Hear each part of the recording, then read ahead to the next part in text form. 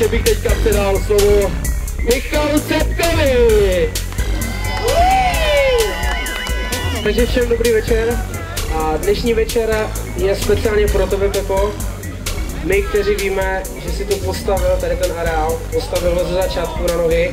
A my, kteří jsme dali vaše video z roku 1977 na veškeré weby, aby celý Zlín věděl, jak se stavěl tvůj umělý kopec.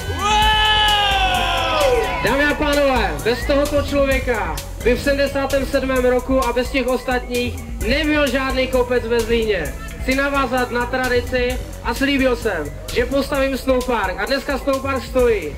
Slíbil jsem, že vrátím Zlínu letní kino a v létě bude zpátky letňák na kopci!